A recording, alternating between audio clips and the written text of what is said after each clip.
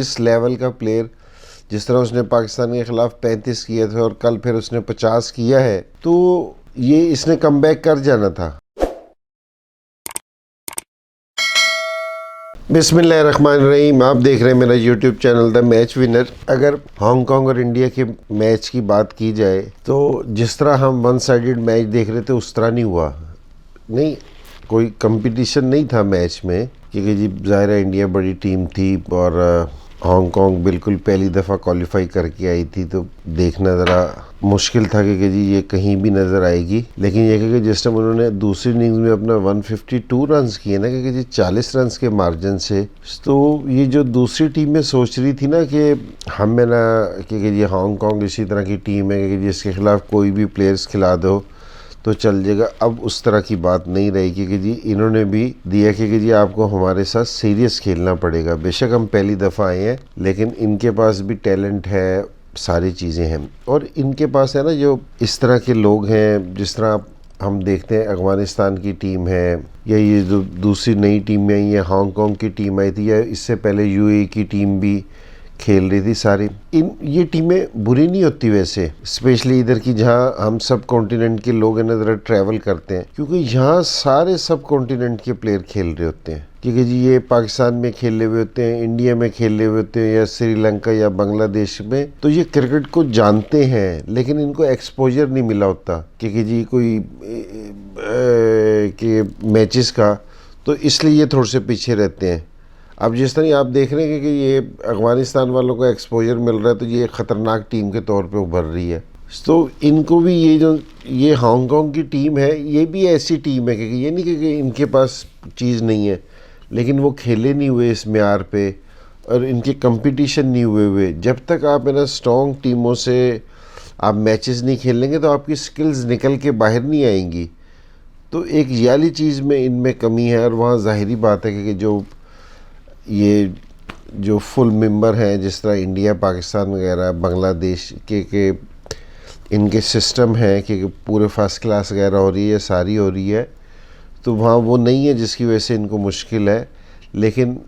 ठीक है, मैच तो इंडिया आराम से जीत गया, लेकिन मैं हांगकांग को भी क्रेडिट दूंगा क्योंकि जी उन्होंने मैच को थोड़ा सा लाइव रखा, क्योंकि जी अच्छा लगा कि जी देखना, क्योंकि जी ऐसा नहीं लगा कि जी कौन सी टीम यहाँ आ गई है। दूसरी चीज़ मैं बात करूँगा विराट कोहली पे। विराट कोहली अब है ना ऐसा लगता है कि जी फॉर्म में आते जा रहे हैं, और असल में उसका पीरियड इतना लंबा हो गया कि हर एक बैट्समैन आउट ऑफ फॉर्म होता है कि जी उसकी जो फॉर्म है ना वो डिस्टर्ब होती है, लेकिन वो वापसी आ जाता है कि जी महीना लगता है उसको, 2 महीने लगते हैं, 1 सीरीज़ लगती है, 2 सीरीज़ लगती है, तो वो वापसी आ जाता है। ये पहली दफ़ा हुआ है कि जी इतने बड़े प्लेयर के साथ कि जी उसको वापसी आने में इतनी मुश्किल हो रही है कि 1000 दिन हो गए उसने 100 नहीं किया,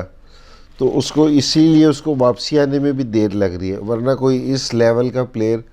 जिस तरह उसने पाकिस्तान के ख़िलाफ़ 35 किए थे और कल फिर उसने 50 किया है, तो ये इसने कमबैक कर जाना था। और ये जिस तरह की एबिलिटी इसमें है, नहीं इसको मुश्किल हुई थी पिछले दिनों, तो इसने ये 35 और 50 पे नहीं रुकना था, इसने इससे भी बहुत आगे जाना था। लेकिन अभी तक देख रहे हैं कि जी वाली मुश्किल है ना इसको हो रही है विराट को,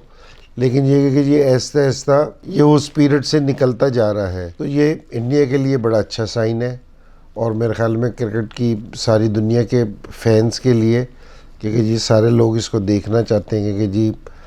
ये स्कोर करे, फॉर्म में हो, क्योंकि एक बड़ी मेजॉरिटी है जो इसकी फ़ैन है, और होनी भी चाहिए जिस लेवल का वो प्लेयर है। एक तो इंडिया के लिए ये वाली चीज़ बड़ी ज़बरदस्त है। और बाकी अगर आज के मैच की बात करें तो आज का मैच है ना डिसाइडर मैच है श्रीलंका का और बांग्लादेश का, तो देखना पड़ेगा कि जी कौन सी टीम, दोनों टीमों के पास है ना तकरीबन सारा मटेरियल एक जैसा ही है। दोनों टीमों के पास है ना स्पिन पे रिलाई करते हैं, ठीक है, बैटिंग दोनों की थोड़ी सी डॉजी सी ही रही है क्योंकि जी अगर किसी दिन चल गई तो बड़ी ज़बरदस्त परफॉर्मेंस देती है, वरना एवरेज बैटिंग है। दोनों की टीमों का ना मुआवजा किया जाए तो एवरेज है, लेकिन बांग्लादेश को ज़रा थोड़ा सा याला एज है क्योंकि ये थोड़ा सा बेहतर खेल रहे हैं, क्योंकि जी पीछे अगर रिसेंट इनकी देखी जाए श्रीलंकन इतना अच्छा नहीं खेल सक रहे, तो लेकिन श्रीलंका बड़ी टीम है क्योंकि जी उनकी अचीवमेंट बहुत ज़्यादा है, तो ये वाला एक ये एज रहता है। तो कंपटीशन बराबर का है। देखोगे कि जी अगले राउंड में कौन सी टीम जाती है। तो क्यों अफ़गानिस्तान है ना इस टूर्नामेंट में ना तीसरी बड़ी टीम बन के आई है, क्योंकि जी जिसने इंडिया और पाकिस्तान के बाद स्ट्रेट अवे, पाकिस्तान ने तो खैर अभी थ्रू नहीं किया लेकिन इंशाल्लाह पाकिस्तान कर जाएगा, तो ये बिल्कुल स्ट्रेट अवे आए हैं। तो हर एक चीज़ है ना चेंज हो रही है कि और आगे का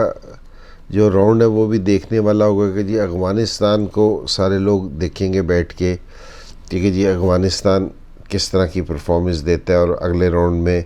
जिस टाइम इंडिया और पाकिस्तान से खेलेगा तो फिर ज़रा उनका भी पता चलेगा। और पाकिस्तान को भी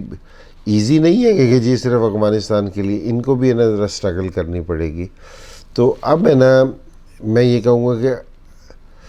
आज से ना जो एशिया कप है ना, एशिया कप अब शुरू होने वाला है, क्योंकि अभी तक तो ये वार्म अप मैचेस आप समझेंगे कि टीमें खेल रही थी। एशिया कप है ना 1 से 2 दिन में फिर शुरू होगा कि जिस टाइम ये 4 टीमें बेस्ट टीम में आ जाएंगी,